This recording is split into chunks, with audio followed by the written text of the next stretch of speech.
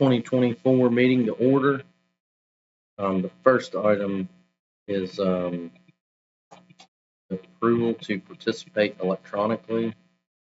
Never done this before, but Mr. Keith Jones desires to participate electronically in the meeting while visiting his brother at his home in Germany.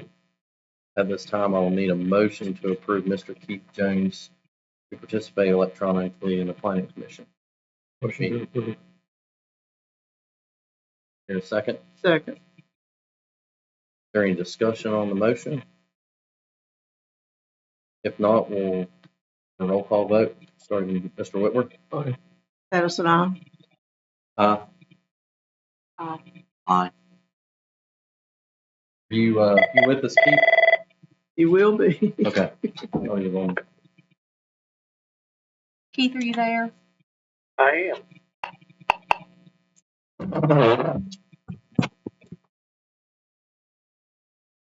Hello? You're there. Are you there?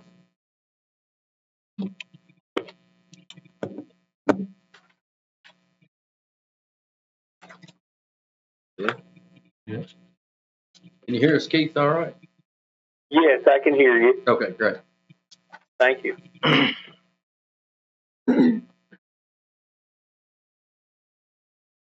Okay, the next item is the establishment of quorum, which we have.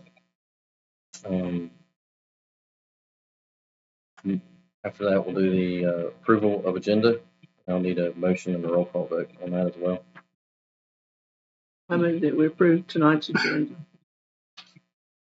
Second. Okay, start with Mr. Schmidt for a roll call vote. Aye. Aye. Aye. Which were aye. Moving on I'll to, vote aye. oh, I forgot about you already. Sorry.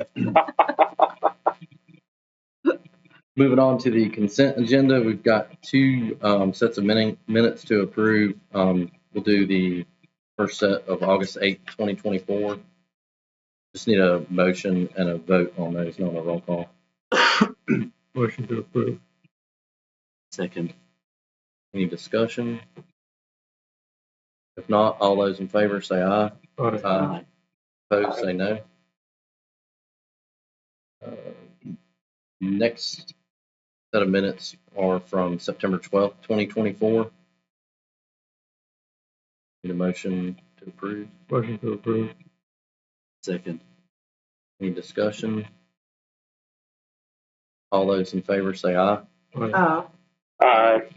Opposed, say no. All right, the next item is the public hearing. Consider repealing ordinance number 640, the zoning ordinance of the town of Wytheville, Virginia, and ordinance number 652, the subdivision ordinance of the town of Wytheville, Virginia, and replacing the zoning and subdivision ordinances with the Unified Development Ordinance. Staff report by Tom Woods.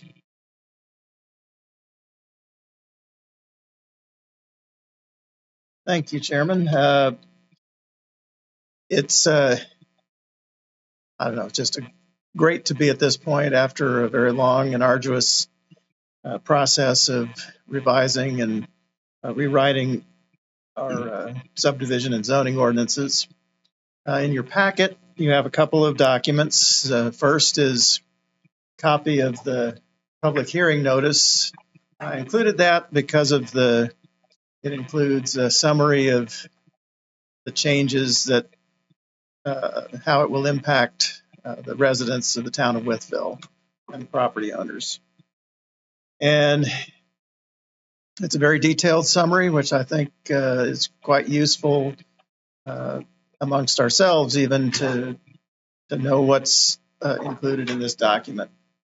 The second thing that's in your packet is a public comment from a resident of Withers Road who indicated that he would like to see us include homestays as a use in what is proposed to be called the RH Residential Historic zoning district. That comment, when taken in together with comments received previously in our focus group meetings and in the surveys, there's a fairly strong disagreement across the community as to whether homestays should be allowed in any residential zoning district, and particularly in the historic residential district. I don't know that it would be wise given previous history. 2018, there was an application for a special exception permit for a similar use, and it received pretty wide opposition from the neighbors.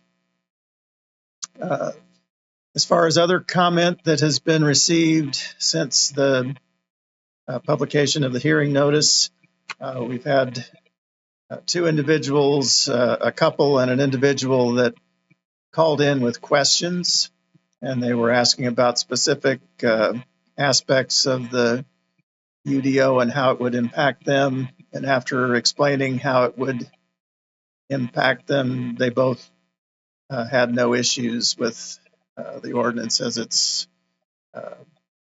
developed. Those comments did raise some questions, though, in that somebody had misunderstood how some of the language was intended. And so Elaine and I have both continued since the version of the document that's posted currently, the current document posted for this meeting. We have continued to look at grammatical corrections and some refinement of some of the definitions to make sure that we clarified how those uses and the land use table all work together. There was I don't think we made any substantive changes in the intent from what we've discussed in these meetings, but we did make some grammatical corrections to clarify things. With that, I think we're looking forward to considering whether to move this on to the town council for their approval. Does anyone have any questions of me before we start with the public hearing? So the two people that inquired just maybe misunderstood. They were concerned that their existing uses that they might have to curtail those uses, where when we explained that based on anything that's adopted as a change to the ordinance, any existing uses that were legal at the time of adoption could continue indefinitely as lawful non-conforming uses. And on further explanation, when they realized that what they thought would be a concern wasn't a direct impact to their business or the way they could enjoy their home, they really weren't concerned at all. One of the questions had to do with the use of an activity space that was a commercial endeavor for rent, and the other was they were worried about changes in how fencing ordinances and requirements for signs might impact them. When they realized that part of the ordinance hadn't changed, it was part of an amendment that was passed in spring of 2022, and that it hadn't affected them. They realized that it wasn't an issue.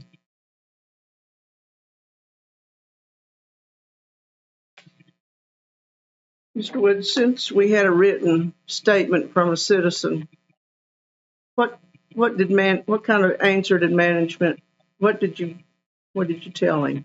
Or did you say anything?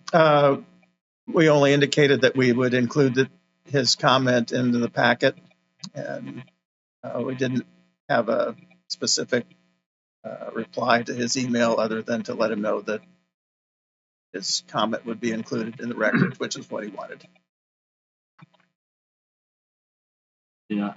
I'm still concerned about, moving forward with this as well, because I realize that during the UDO, I know that we were talking about having that glove factory come to town here, so I know everyone's panicked about that, and that's why we put a lot of high density stuff in there. But I really am still concerned about that changing Wytheville so much that a lot of citizens don't know what's going on there. I mean, it's a lot of information in this for them to realize until a structure goes up next to them, and then they're going to say, well, what's going on here? So I still have concerns about this. I really do. Well, remember that as we've had this conversation earlier about the concerns about high density, we did remove that higher density from any of the existing zoning districts. And so if the R4 or the BMX zoning districts were ever actually rezoned, if we ever actually take a piece of land and rezone them, this group would have the responsibility to go through the process of rezoning. So as of adoption of this ordinance, none of those highest density residential uses would be allowed on any land anywhere in town because those zones haven't been actually applied on the ground. Right. And so that process would still be vetted by this organization and town council before it could be approved. As far as the concern about there's a reference to 45 unit per acre or bedroom per acre density. A lot of people don't realize that that reflects our current ordinance. So that was taken by measuring existing multifamily developments in the R3 zoning district, which could also go into any of the business zoning districts. And it is roughly an equivalent to what our existing ordinance allows, except it does set a limit where right now there is no actual limit on how dense a development can be. It's limited only by the ingenuity of a site planner and how they can fit units on the lot.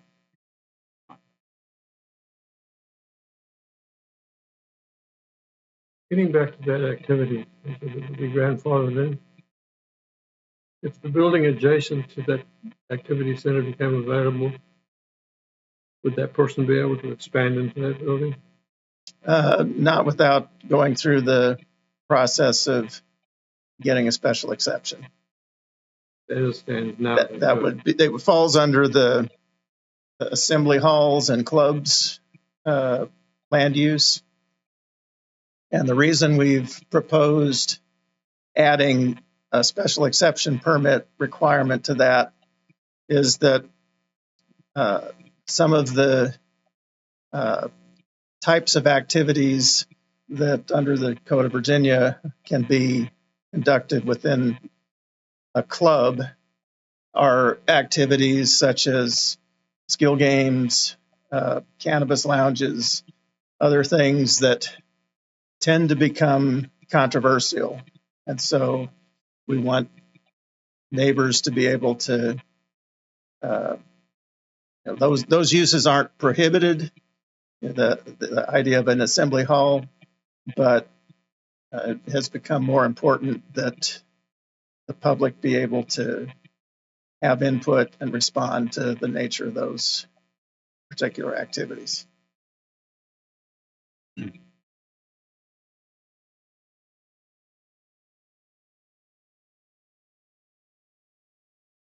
Did we have any interested citizens that wanted to speak about it? Yes, I believe we've got one. and anyone's that wants to speak can, even if you're not signed up. If we want to move on to that, may All right. flip back and forth here. So, the first one that is signed up is Miss Denise Clay. Just state your name and address. Good evening.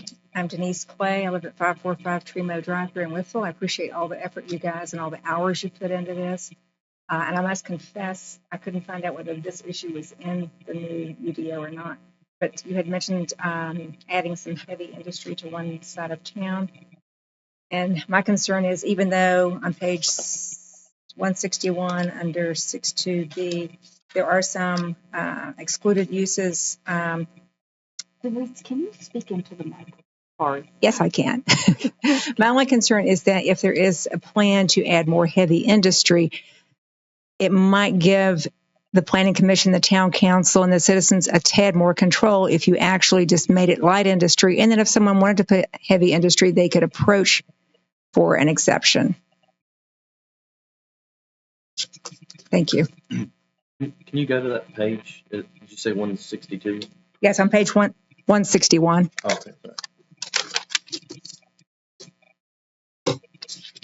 So we know what you're referring to.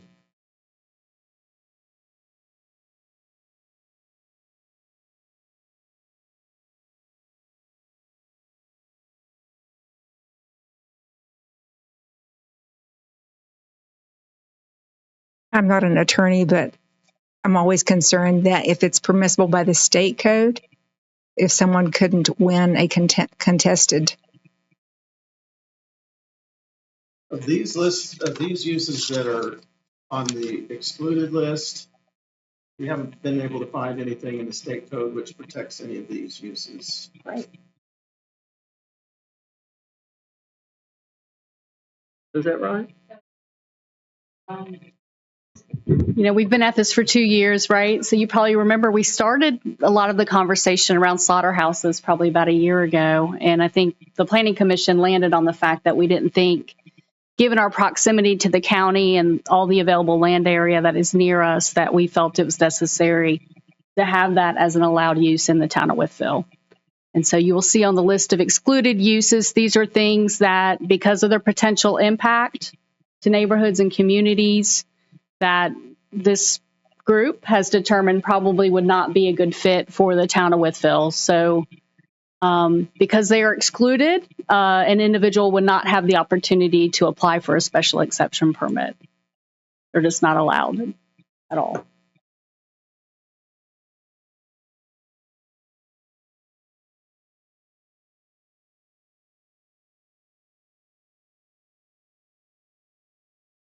To speak on one other aspect of Denise's comment, as far as expanding the area where heavy industry could be located by special exception, that means expanding the M2 zoning district, which currently only includes the town-owned landfill and a couple of adjacent parcels. That could be done, but just as with the case for the high-density residential, that would only happen through a zone change process that would bring the public in for comment through a public hearing vote by both this body and town council. So none of that would be rezoned as part of the adoption of this ordinance. That's a separate issue.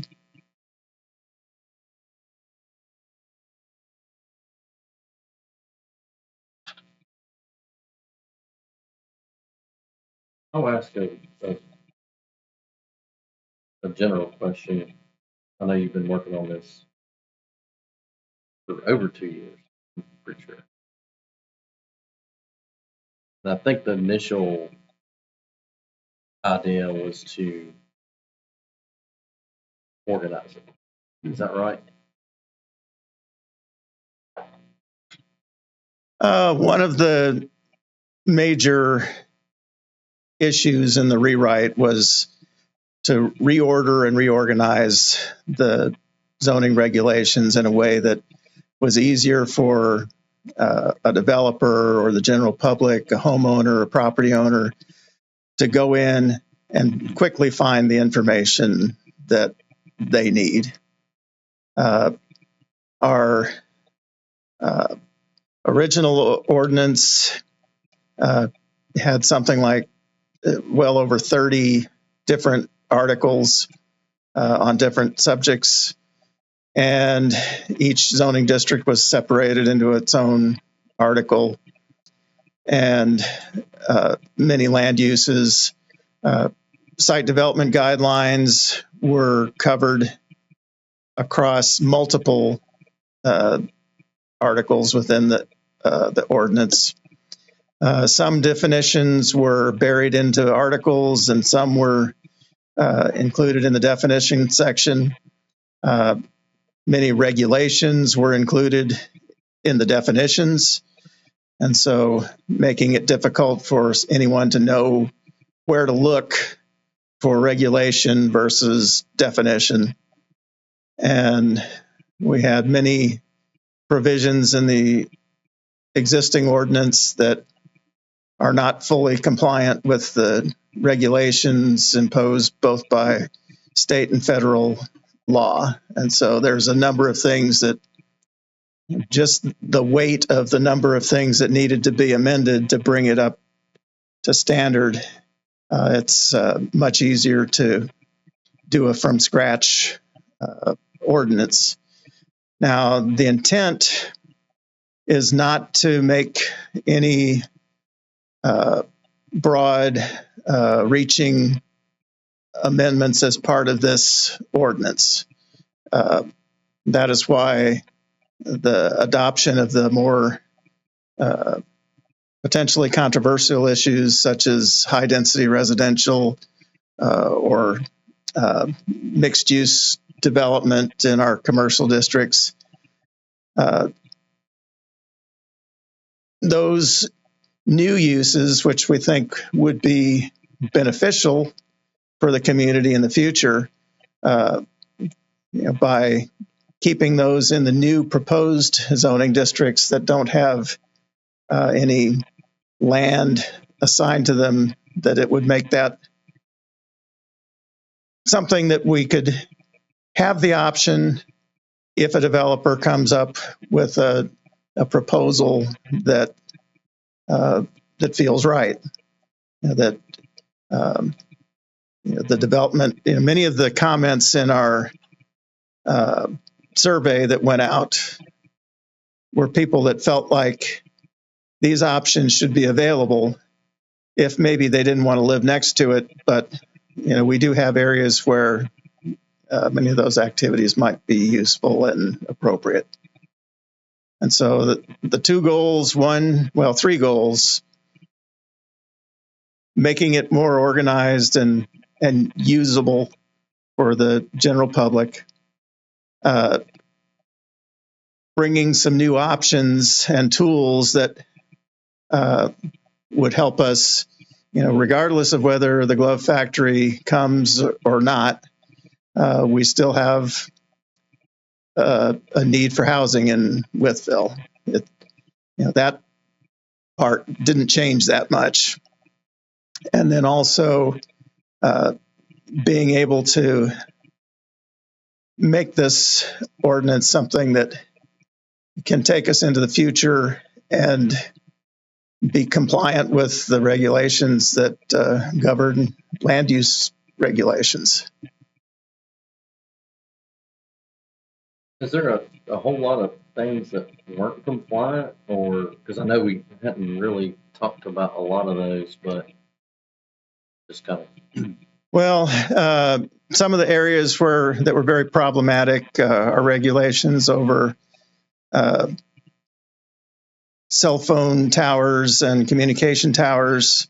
Were legislation that was passed in, I want to say about 6 or 8 years ago, made the type of regulations that we had illegal. We were asking for controls that federal government the Federal Communications Department no longer allow. Our floodplain ordinance doesn't meet the current FEMA requirements. And so, we would be, if we don't get this fixed, we would be at risk of putting people who have federal flood insurance at risk of losing that insurance because our ordinance doesn't meet the standard. Now, we aren't subject to an audit right now, but given the events of the past week and a half,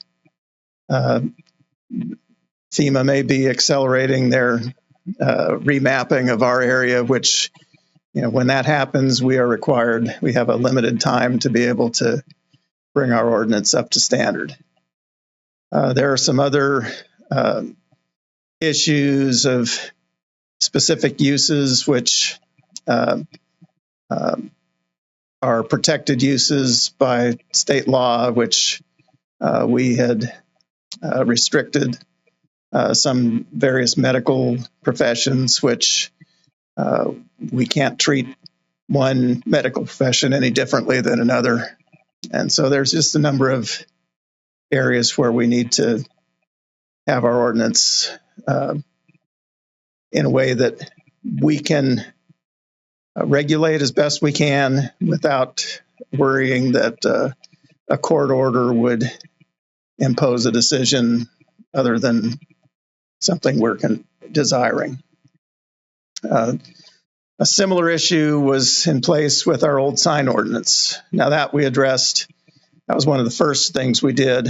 The Supreme Court ruling rendered our old ordinance unconstitutional. And so back in August, or I think it was in May of 2022, we passed a new sign ordinance which addressed those issues. And that part of the old ordinance is actually basically the same in the current ordinance, with a few modifications for formatting and continuity. That was added to the old ordinances to change it, right? Right. Adopted. So that could still be done on the old ordinances anyway. You could add stuff to it to fix it, which I'm sure that was done since 1969. That each time it was changed. Right. The problem with that approach is that, I'll give you an example. Our regulations for zoning districts, for our standard zoning districts, the current ordinance uses a system where each zoning district has a list of land uses that are approved for that zoning district. Unfortunately, the wording for how each land use is put in one zoning district versus another changes. And so we don't have consistent definitions of what those land uses are. By combining those into one land use table, we assure consistency so that we know that a single family home is a single family home in any zoning district. Whereas before, the definition of that changed. There were 6 different definitions for that one use based on the wording of the dozen or so zoning district ordinances.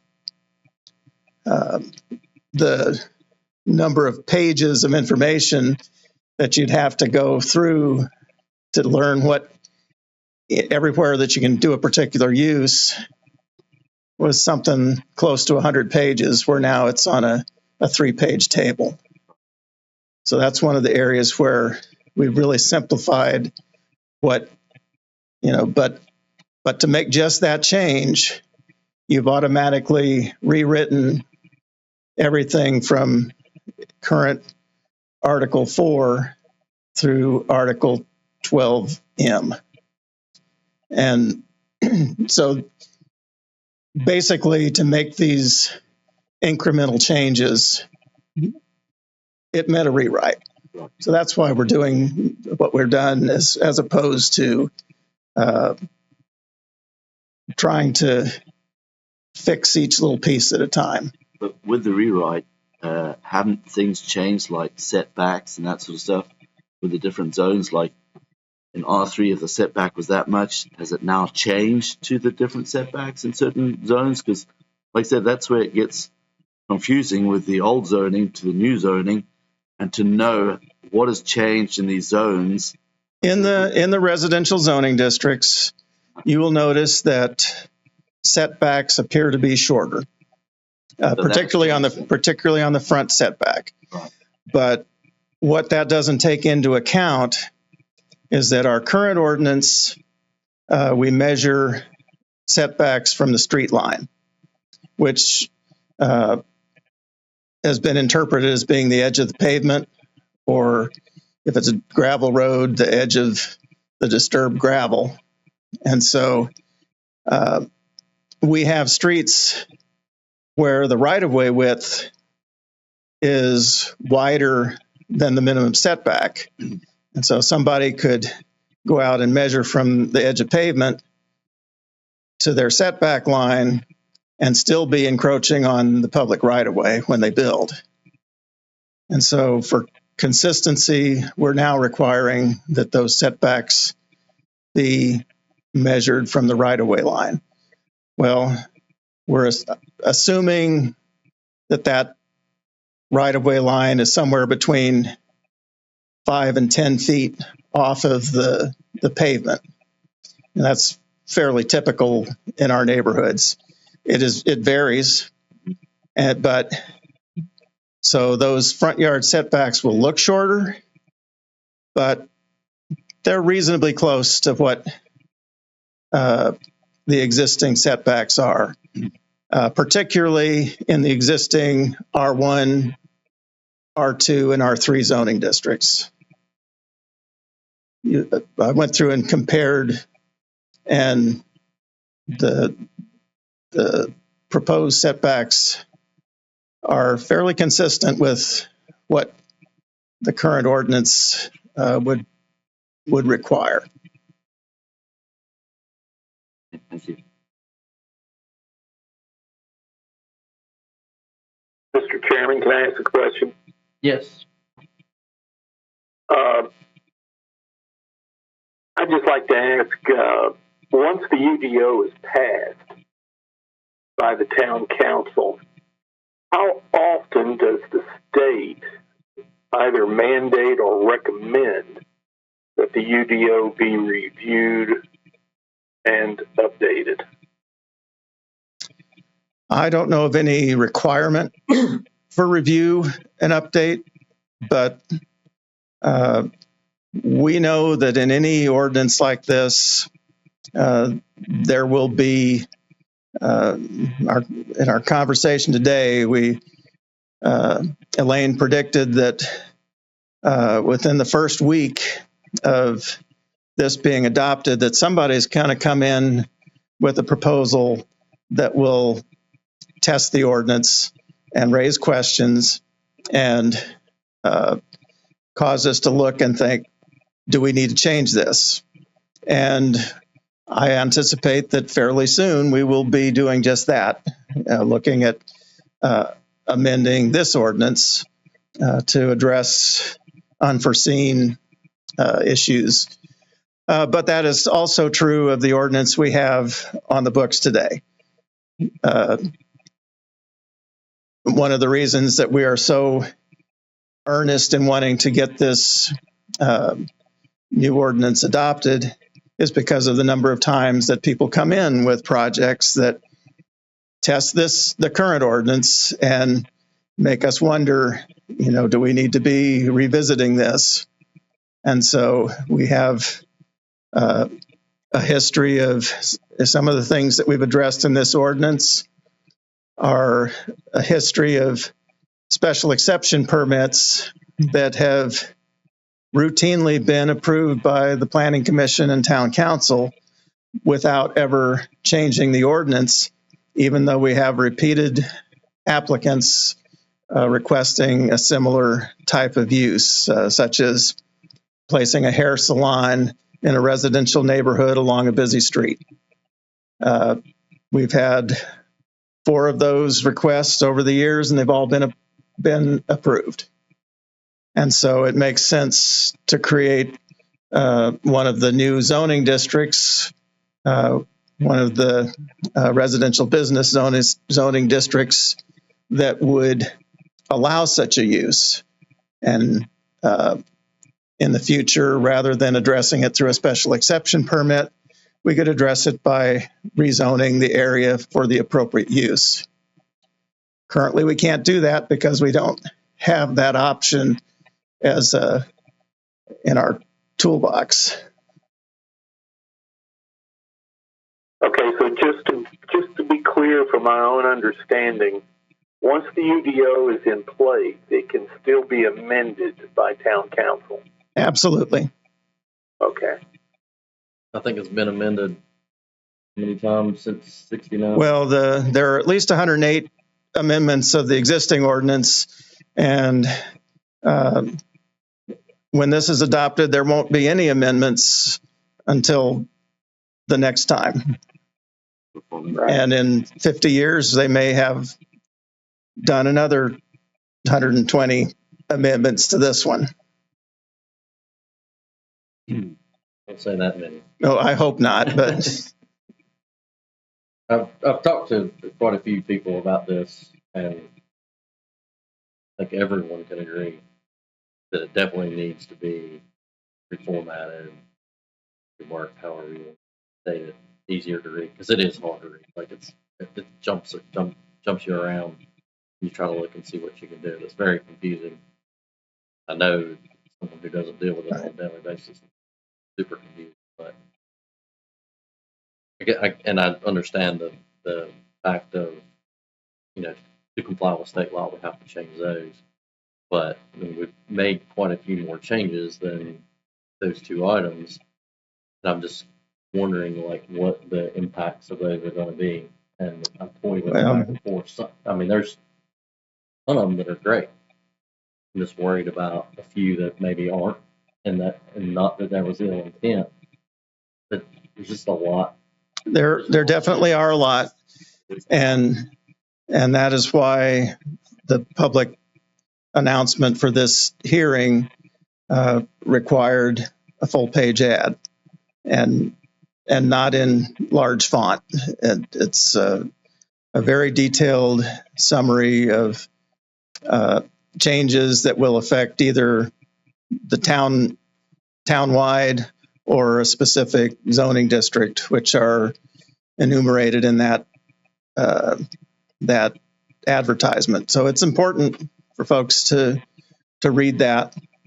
I am hopeful that the fact that we haven't received much comment and we don't have a lot of people sitting in this room tonight is based on the fact that we conducted focus group meetings, and that the comments that we received there brought up some valid and important comments, and we adjusted the ordinance to respond to those. Likewise, when the surveys went out, the comments that came back as we edited the document for this meeting, many of those concerns were adjusted a little bit. Now, the adjustments from the surveys were less than the focus group because we're honing in and getting closer to an ordinance that's right for the community. I do believe that when I look at the responses from that survey, most of the items that we had in there were very few negative comments about it. Even issues like allowing accessory dwelling units, the comments in favor were far outnumbered those who opposed the idea. And so I think, the feeling I get is that the public is at least not frightened by what we're proposing, that they feel like these are reasonable regulations. Now, the burden of making that decision, unfortunately for you all, is on you all, and how you make your recommendation to whether to move forward or not. I think most of the public, they don't even look at this stuff though until something happens. Well, That's the point where I'm worried that when something happens, then they're going to turn to us and say, "What have you done?" Because, like I said, they're not. I don't think they all go through it. Well, the general public until something happens. I don't disagree, but we have to rely on those few who have gone through it and have participated in this process, and they're the only indicator we have as far as what the public feels about it. Unfortunately, yeah. ADUs are not currently permitted, correct? They are not, except the only place they are allowed by special exception in the historic district if you have an older structure that could be preserved by an adaptive reuse. Now, we have probably a dozen or more existing ADUs that predate the establishment of the ordinance. And I've received exactly 0 complaints about any of them. The UDO permits. Under conditions. And so the conditions include currently accessory structures can cover 25% of a rear yard. If someone were to create an accessory dwelling unit, a detached one, a backyard cottage, they would still be restricted to that 25% of the backyard limit for all their accessory structures. And so fundamentally, it doesn't change how much of a parcel could be developed. They could also add on to their existing primary dwelling within the building footprint. Well, they can do that today with an addition of a rumpus room or whatever. And so fundamentally, the way we've structured the conditional use guidelines for accessory dwellings, it would result in exactly the same maximum lot coverage that we have in our current ordinance. It's just that it would allow somebody to live in one of those spaces as opposed to being strictly a shed. Not to dwell on the simple fact of those structures, but there have been requests to have those, or I'm just curious. I think a couple of people have asked over the last 3 years since I've been involved in planning and zoning. So there's some people that ask the question. None that has. Mostly they've been at the level of what can I do with my property, and not somebody who's walking in with a request to get a building permit. I don't anticipate a lot of these happening, but one request that did come in that I recall was an individual who had 2 family members that they were going to need to provide extended care for. I think one was a brother and a parent, and they didn't have room to accommodate them in their existing home, but they had a big backyard.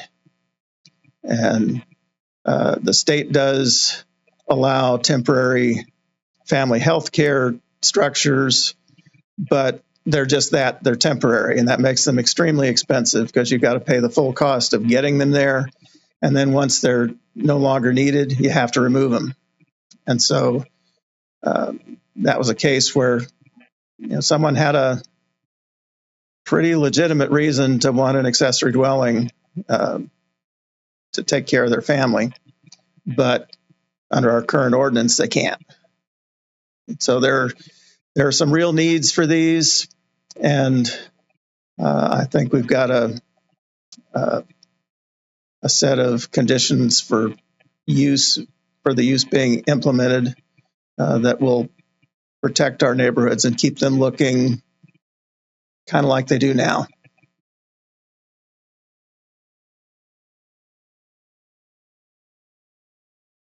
Any other questions? Me personally, I'm sorry, but I need more time to look at all the zoning. I know that you deal with it all the time, and I think the stuff that you've got in there, some of it's fantastic. But me personally, I just need more time to go over the zones there. Now, I'd like to see the old one to the new one and just see exactly what has changed on every single. Well, that summary is in your packet. I know it is, but I mean, I can see it all there, but to physically see it on the zone maps is what I need to do myself. What do you mean by maps? Well, your zoning map, you have the zoning of the R1, R2, R3, whatever. So now I want the zoning map does not change at all. Doesn't change at all. Not with the adoption of this ordinance. Any change of the zoning map has to be a separate application for a rezoning. So the new zones that have been added in here, they won't exist until the Planning Commission and Town Council rezone a piece of land for that use.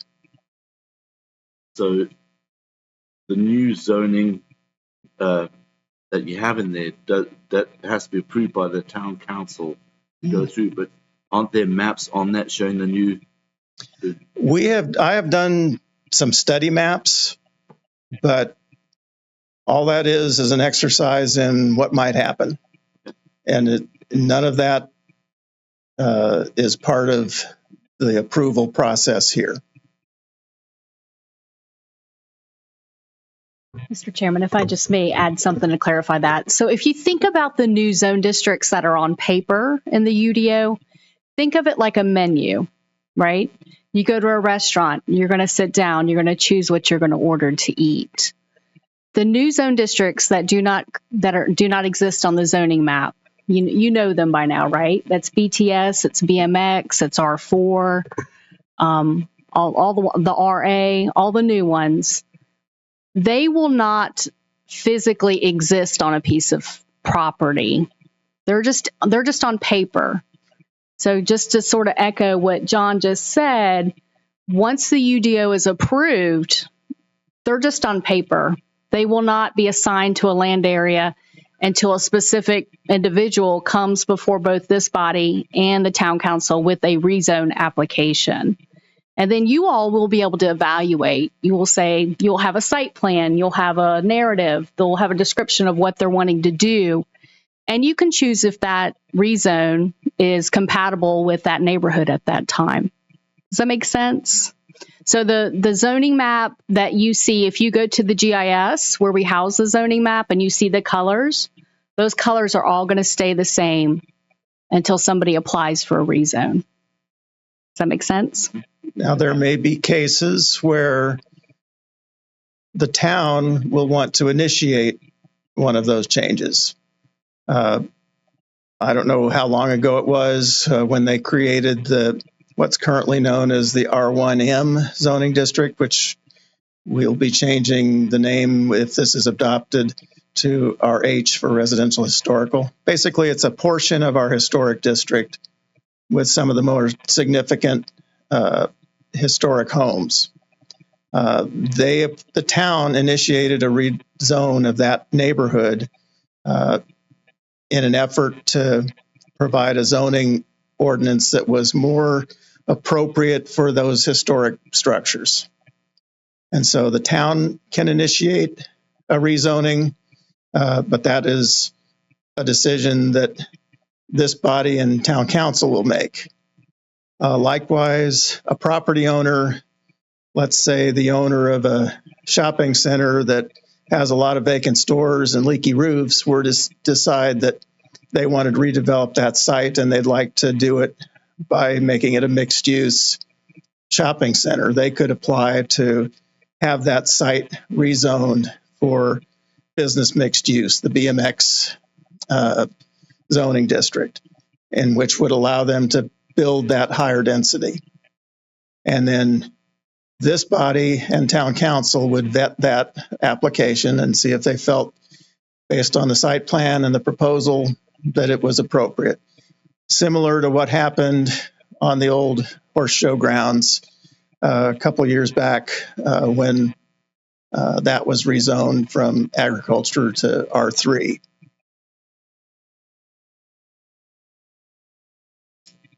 So the controls of what happens from this ordinance still remain with you and town council.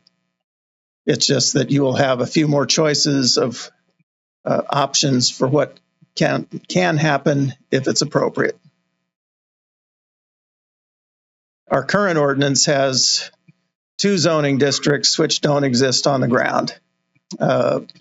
One is the R1M, the zoning district, which was basically an R1 light. It added a little less restriction on lot size over the current R1 zoning district. That was never applied to any real estate within the community. And then the M1M, similarly, was a zoning district which basically had a little bit more industrial character with and excluded residential uses. And so those were never actually applied on the ground. Wouldn't it have been easier to, I'm not trying to rewrite your last couple of years, but just simply reformat it with what we have, Well, and other stuff in state compliance? You do understand that as far as the reformatting, that was done. The entire document was reformatted, changing no text, but changing the numbering sequence to be consistent across articles, changing the font size, the font style, adding bold text to help. That's been done, and nobody could tell that it helped any. And so, as far as that goes, I really don't think that was the answer. Now, we could obviously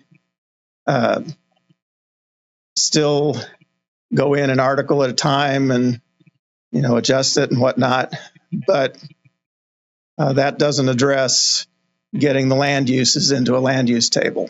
It doesn't address the fact that our existing ordinance for townhouses and condominiums are pulled out into a separate article that doesn't relate to the site plan and to the zoning district regulations.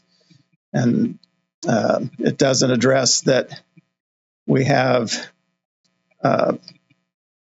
land use standards for parking lot design and for other physical improvements on a site that are scattered all over different places in the ordinance.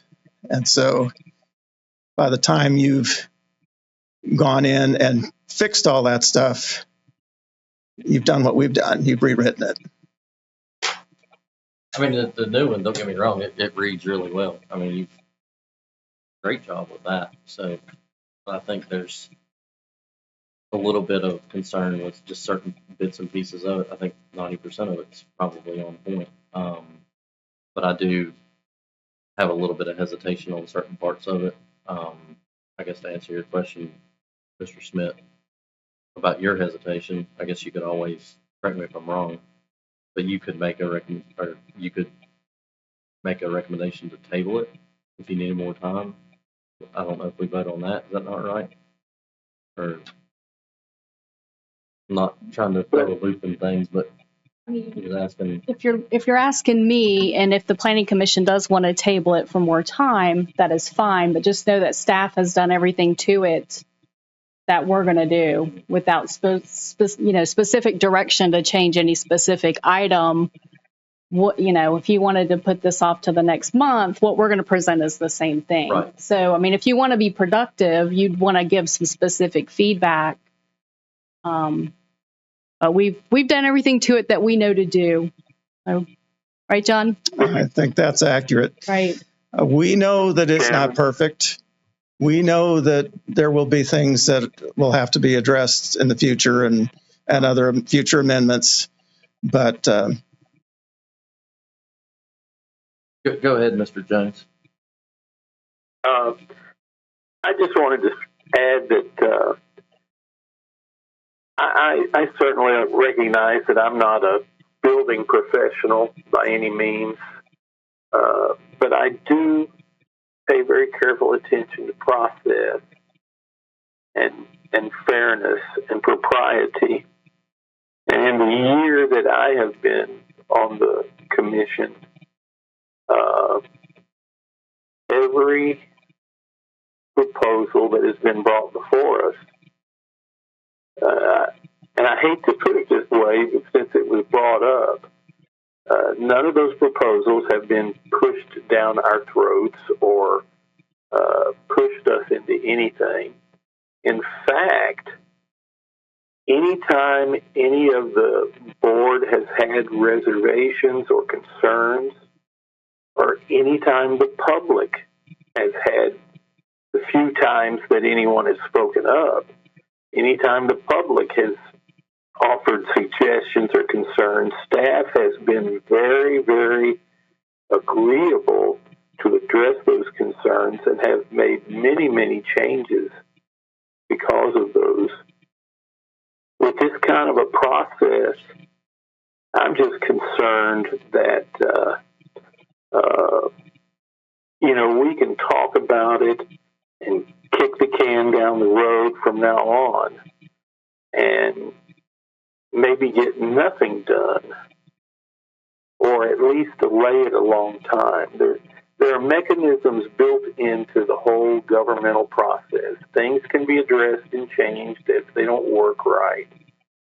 And I'm just of the opinion that we need to move this forward, let the council do with it as they wish, because they got to go through this whole process again themselves. We are not passing it. We are passing a recommendation to the town council, and let them have their next year dealing with it, or hopefully shorter. But so I would be inclined to move it forward. Staff are the professionals. They're the ones making the recommendations. We've pushed back on many things. They've been great to change those things. And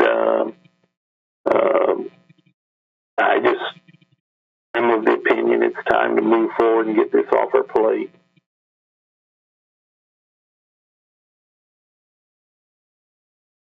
Thank you for your input on that. I mean, you have both of y'all done a lot of work, so there's always going to be some hesitation, but I've got just a few items that I'm hesitant about, but that when we move to the recommendation, how we proceed, but Yeah, if there are specific edits that, that somebody's noted, most of those, there are only a handful that I would be really passionate about, and that would be for cause, based in my professional expertise. But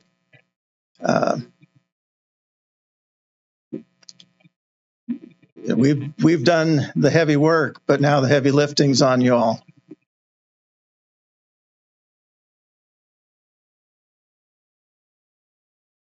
I think that staff has gone out of their way. I frankly don't know what more they could have done with regards to public information, public hearings, giving opportunity for public feedback.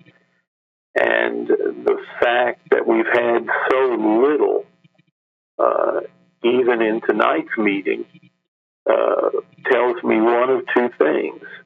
Either people are just apathetic and don't care, or secondly, they're fine with it and don't have any concerns about it.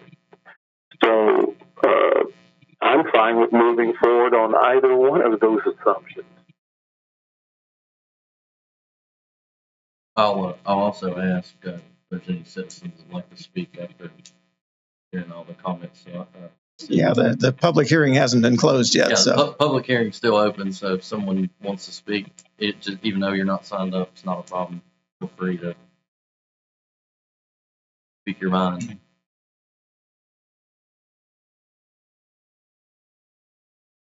there any other discussion before I close the public hearing? If not, we'll close the public hearing and move on to item 6, the recommendation to town council.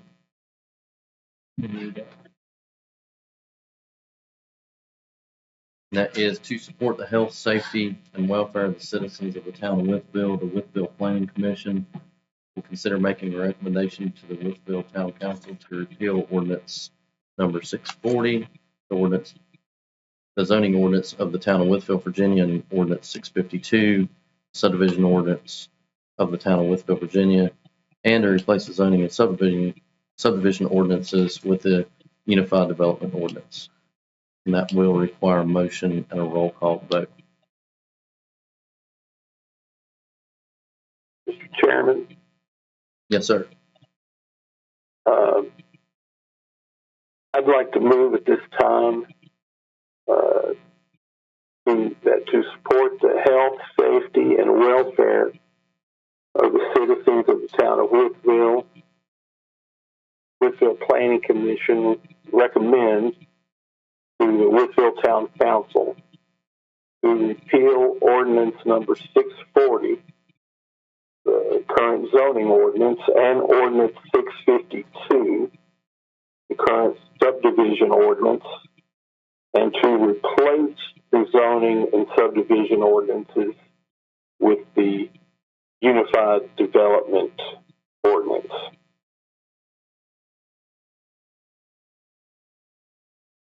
Okay, I'll need a second for that.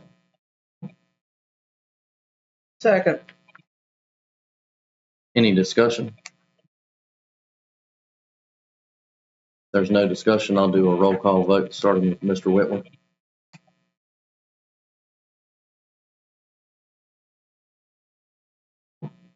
Aye. Patterson, aye. We jump back to Mr. Jones. Jones, aye. Patterson, aye. Brad, no. No. No. We got 3-3. Not sure what happens next, but just to so it does that. And I can let everyone speak too, but I'll speak for myself. The only reason I voted no, I just think we need a little bit more time. And I don't think that y'all need to do anything else because you've done, like you said, everything you possibly do. I couldn't ask you to bring anything more to the table. Like, I really can't. I mean, I think we've I agree too. somewhat failed you by maybe along the way of not providing enough feedback.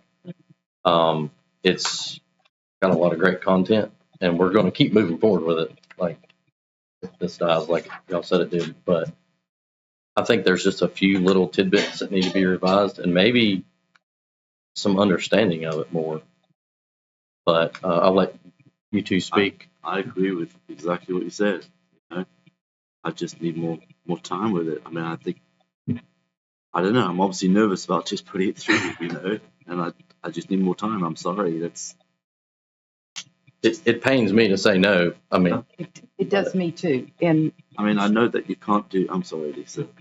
That you've already done so much work on it already that I'm sure, you know, you're tired of doing all the work on it. But I just need more time to go through it, really, and it's my fault for not doing this every day like you guys do it every day.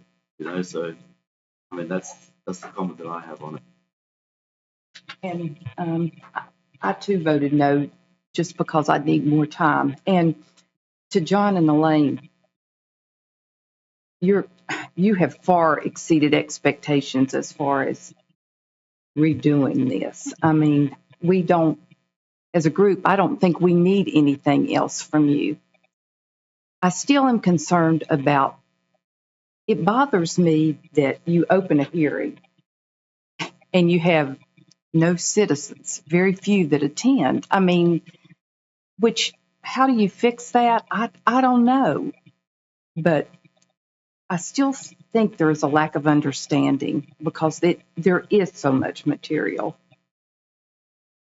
But again, it bothers me to say no too, but just give us a little more time and thank you for what you have done. I was very hesitant saying yes. Like I was on the fence. But we've been doing this for 2 years. I'm not sure what more we can do at this point. And so my decision to say yes was to let them move forward to town council and let them thrash it out. Better as to the way that because I'm not sure we take 1 month, 2 months, 3 months, it will still be at the same point we are now. And part of the reason I said yes is because John said the zones wouldn't change on it. Everything would stay the same. If he had said not, I would have voted no. well, would it make sense? Because we got to get this. I mean, we got to get it pushed through. Like it needs to be done, but it needs to be done to the liking of everyone. But would it make sense if we just sat down with you two in some small groups, like residential? Mr. Schmidt is probably more knowledgeable than any of us. Absolutely. Have 2 or 3 of us in that group. We'll hash out the concerns, and it's going to be minor, I feel like. And maybe a couple of us do a couple of these other zoning districts. Because we want to get it done. Like, I mean, I know it's probably not going to happen by the end of the year at this point, but I'm just thinking of ways, and I'll take your recommendation if this would even work.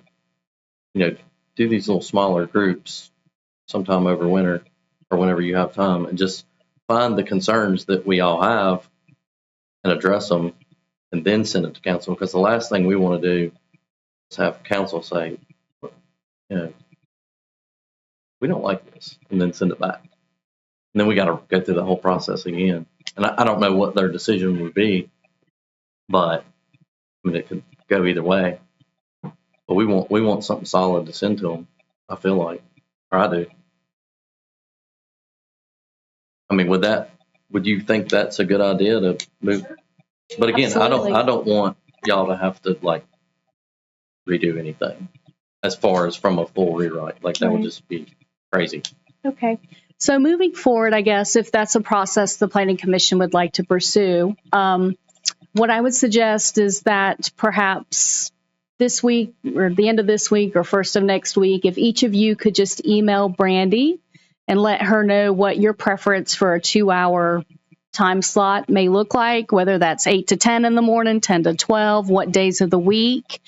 And using that information, John and I will work with Brandy to try to put you in pairs of 2. The reason why we could do pairs of 2 is so that we can meet the FOIA requirements for not having a meeting and have more of an informal one-on-one, actually 2-on-2 discussion with some of you all. And just you all make a list of your concerns between now and then, and you bring, like, if it's a specific land use in a specific zone district, if you want to compare setbacks, if it's whatever it is, you come prepared to that meeting with your concerns. And John and I will be happy to go through. We have the old ordinance, we'll have the new ordinance. We can compare and contrast, and potentially for our next November meeting, maybe by then you all will feel better about that. We can also receive your input and make notes and do a presentation for the next Planning Commission on what potential changes may come out of the 2x2s. Does that sort of a process work okay for you guys? It sounds great. Okay, awesome. So Brandy will work with you on your schedules and we'll go from there. I would like to see us kind of get a consensus that we want it done by the November meeting. Is that possible? It's maybe a little bit tough for me, but I'm just speaking for myself. But we can maybe talk about that later with Brandy to see what works for everyone.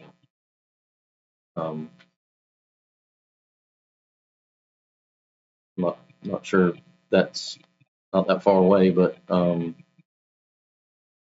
we want to get it done by November? I mean, it's the Planning Commission's, I guess, schedule more so than staff. But, the thing is the longer you wait, the further that information is going to be from your mind. Right. So the longer you wait, we're going to have to do a lot more recaps, a lot more getting up to speed. So I wouldn't wait too long if you are sincere about wanting to get this thing adopted in the next 6 months. I guess I would just say. We could always see what comes out of these focus groups, if you want to call them that, and then see if it's feasible to do it by November. If not, then we can catch it at the next meeting. I mean, we've waited. Pretty sure I saw something that said we started talking about this in 21. Is that right? In 21, we were trying to address an article at a time. We were trying the Band-Aid approach. It wasn't until summer of 22 that we received the authorization from council to really do the full rewrite. So we'll get it figured out before all of us goes off.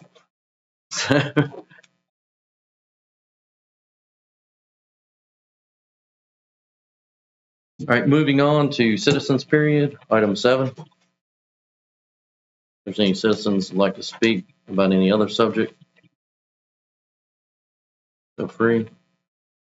Not, I will close the citizens period, move on to other business, which is a consideration by the Wytheville Planning Commission to dispense with the Thursday, December 12th, 2024 meeting. Requires a motion and a vote. We'll add that, depending on what comes out of these focus groups, I don't know if we'll need that meeting back on the table or not, but let's keep that in mind.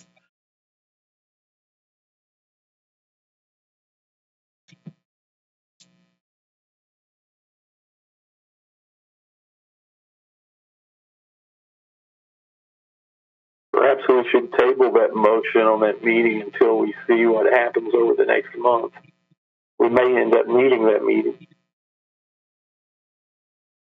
Yeah, I think we could do that, right? We can just wait until the November meeting to table the December meeting, see if we need it. That's the case, then we don't need to vote on it. Okay. We move on to adjournment.